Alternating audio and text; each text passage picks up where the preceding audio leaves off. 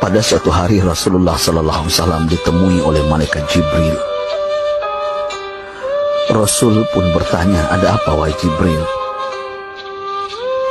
Jibril menjawab, "Wahai Muhammad, sesungguhnya hari ini Allah Subhanahu wa taala sedang mengobarkan nyala api neraka dan seluruh para malaikat amat ketakutan.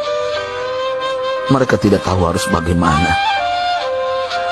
Untung aku ingat," kata Jibril, "bahwa engkau Muhammad adalah sumber cinta dan sayang Allah Subhanahu wa taala kepada alam semesta.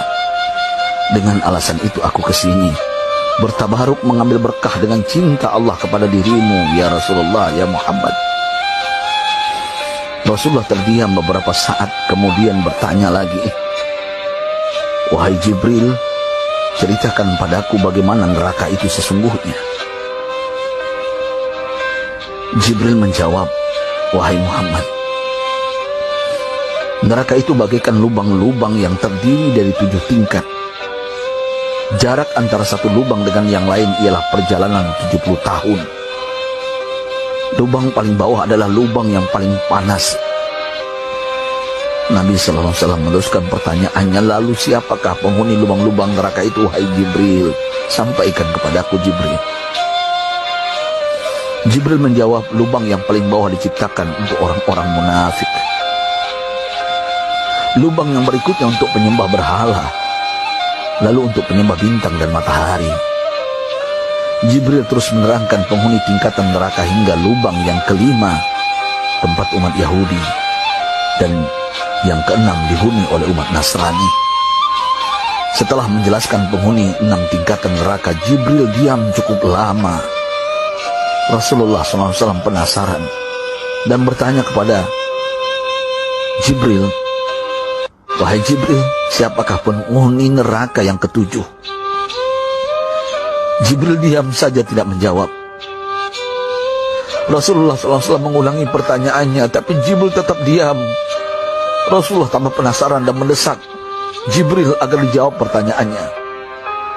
Akhirnya Jibril pun berkata, "Umatmu, wahai Muhammad, mereka itu para pelaku dosa besar di kalangan umatmu, yang dimana sampai mereka mati belum sempat bertaubat." Mendengar jawaban Jibril, Rasulullah langsung jatuh pingsan. Jibril merangkulnya dan meletakkan tubuh baginda di atas pangkuannya. Tak berapa lama Rasulullah SAW sadar dan langsung menangis bersimbah air mata dengan terisak-isak. Rasulullah mempertegas pertanyaannya, "Wahai Jibril, apakah benar ada di antara umatku yang masuk neraka?" Jibril menjawab, "Benar, wahai Muhammad, pelaku dosa besar di antara umatmu yang belum bertaubat."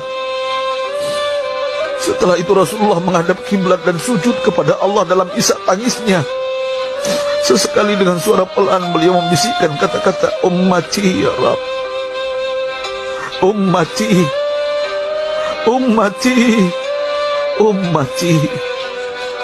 Beliau sallallahu alaihi wasallam tidak mengangkat kepalanya dalam keadaan seperti itu selama 3 hari 3 malam, kecuali setiap Bilal bin Rabah mengumandangkan azan, barulah beliau bangkit untuk menjadi imam, dan setelah itu kembali sujud lagi. Pada hari ketiga Abu Bakar menyadari hal ini, beliau mengetuk pintu Rasulullah dan mengucapkan salam 3 kali, namun tidak terdengar jawaban. Abu Bakar sedih dan berseru di hadapan pintu Nabi besar Muhammad SAW, "Apakah ada jalan untuk masuk ke rumahmu ya Rasulullah?" Tetap tidak ada jawaban. Di jalan Abu Bakar bertemu sahabat Umar. "Mengapa engkau menangis, wahai Abu Bakar?" kata Umar.